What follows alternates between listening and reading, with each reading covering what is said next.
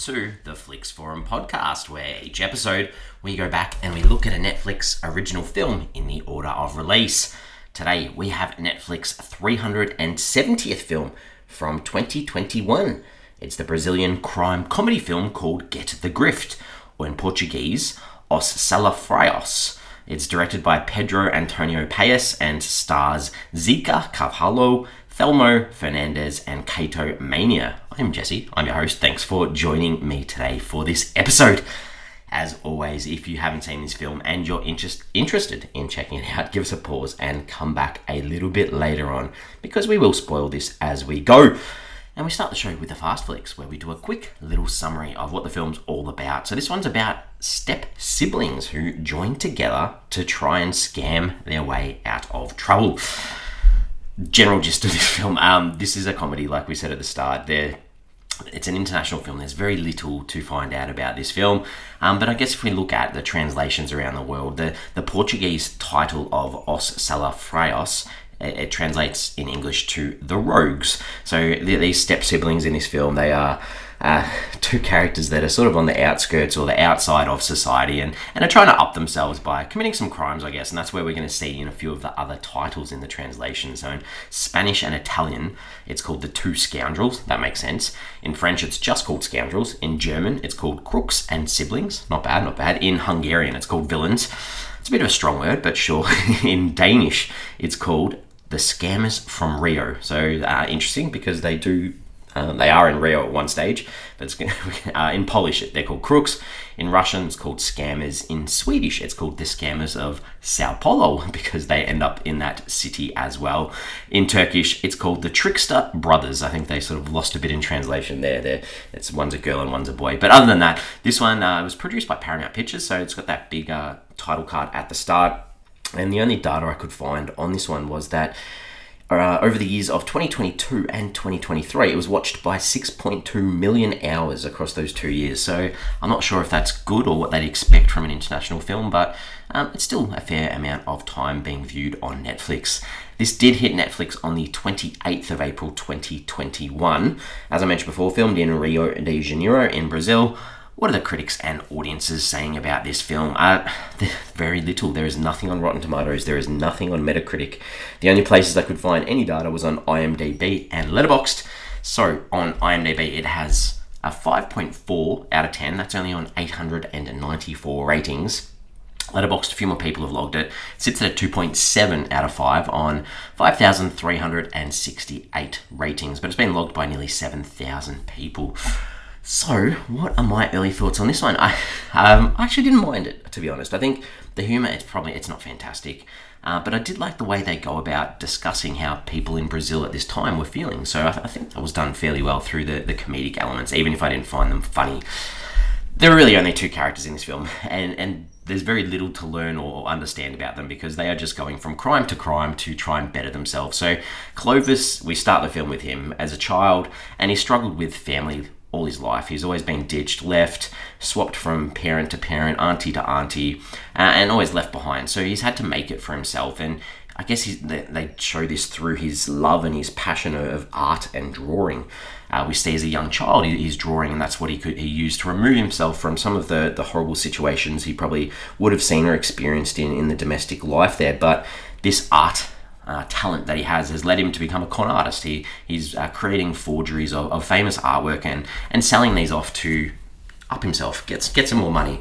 And that's where Lahane comes in. So she's Clovis's stepsister, and she's sort of the opposite of him. She is working really hard to enjoy a little bit of life. She works long hours for poor pay. She works at like a burger food truck type situation. She doesn't have enough money to pay the bills. She has cheap napkins, all that sort of stuff. And she's never satisfied and wants more from life. And out of luck, she ends up with Clovis and joining in on some of his antics throughout Brazil as they try to evade authorities and make a little bit of money. The director of this one, Pedro Antonio Paes, 32 directing credits, lots of film, lots of TV.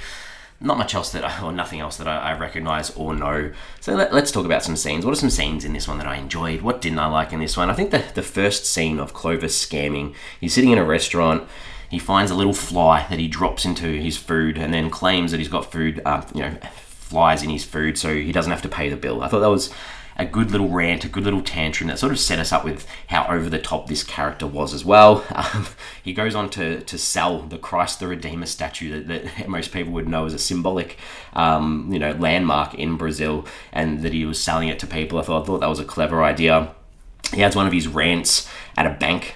He's trying to cash a fraudulent check, and he's talking about banks being corrupt and trying to rev up all the people in line behind him about having to wait so long and how fraudulent they are. And I probably shouldn't have laughed, but there's a lady at the back who's a little bit large and waiting in line, and he's like, she's been waiting in line for so long that she's starving, she wants cookies. They're talking about that, she was so thin she might explode in front of our eyes, and then the people in the crowd start chanting with him, like, to cash the check, and man, I don't know, it was just one of those moments like this character is just so over the top. And I think the last thing that I enjoyed in this too is another over the top moment where Clovis and Lahani, his stepsister, they're arguing. She wants to go out and enjoy life, she wants to party, he wants to go back to the hotel and hide to protect their identity. They're sort of pulling on each other's arms, and he falls over into a pile of poo and he goes back to the hotel and realizes we've got to get out of here now, we've been recognized, and he's trying to get some more cash out of the hotel, out of the bellboy almost, and he starts wiping himself with all the poo on him over the sofa and the couch and the walls and the furniture, making a scene. That made me laugh as well. What didn't work, I think a few of Lahani's moments, she does this check scam at a boat place, just super annoying, trying to take a selfie of the check. That just didn't work for me. She has a montage as well where she's learning about art and styles to try and sell this fake piece of work, and then it's followed up with her trying to sell this piece of work in the cemetery. It just didn't work. It wasn't funny. Clovis and Lahani, they do karaoke at a bar. The You're the One That I Want song that's done by John Travolta and Olivia Newton-John from Greece. I'm not sure why they included that. It wasn't needed, unless it was just trying to show that the lyrics that they'd connected. I'm not sure. And then they had bloopers over the credits at the end. They were a little bit boring as well. Other than that, like I said at the start, there are a few things in this, like I really like the themes and the ideas in this film. I think like family plays a big part in this, that how big a letdown family can be at times, and the idea of wanting to leave family as soon as possible when they're really bad, but also knowing that you can reconnect, you can fight with family and be friends again straight away, and that idea of trust and learning to love your family as well. Self-satisfaction, that idea of the world messing with people, and those that follow the rules always end up being screwed. So, now people act bad or act poorly, and it's that every man or person for themselves idea as well. Lots of commentary on Brazil, on the country, and they talk about it being a joke, and if the country's a joke, why should citizens be so serious? And there's lots of mentions of the everyday person working so hard for so little. I liked that. I thought that was good. There's that idea of the draw of the big cities too for opportunities in Rio and Sao Paulo. Crime, scams, ethics, in the end they don't pay off. And there's this nice little commentary too. The focus should be on education. If you have an education, you don't need to resort to these things possibly. The corruption and dirty politicians are highlighted as well, getting away with the things that the everyday citizens that these people represent don't get away with, and that unpredictability of life as well, the idea that you need to live life to the max and push for freedom, but possibly do it in a legal way rather than scamming people. What did I take away from this one? What did I like? Clovis as a character, I like the idea that he is gay, and he mentions it in a couple of different moments, but it doesn't impact any of his interactions with other characters or moments or situations. It's just him as a person and a character trait, and it was nice. It wasn't like played up on. He wasn't made fun of. I just thought it was really well done. I thought that was really, really impressive. Some questions, some pondering, some thoughts, some ideas. I think a little bit confusing to me. There's a little bit of physical violence both between Lahane and Clovis at times, between men and women, and it almost seemed like a normal thing at times in the film, which sort of surprised me in a 2021 film that guys hitting women and girls slapping and pushing, that it was normal. That surprised me. I'm a little bit confused, but possibly that's a part of culture, which isn't necessarily a good thing.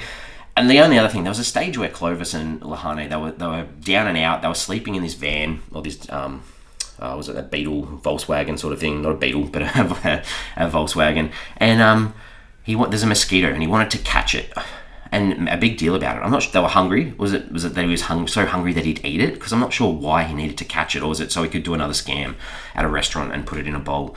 I'm not sure. They didn't really explain it. So that's the only sort of thing that I walk away with not sure of. But other than that, I'm ready to wrap this one up. We give the film a rating out of 5.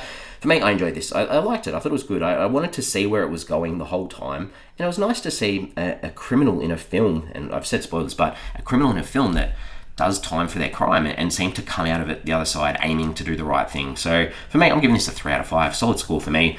We're on socials. We have Instagram, we have Facebook, and we have X, formerly known as Twitter. The question for this episode I wanted to put up was in relation to all the forged art in this episode. What's the most that you'd pay for a piece of art? I don't know. I don't understand why people pay such big sums for pieces of art to put on their wall. I definitely would not pay much.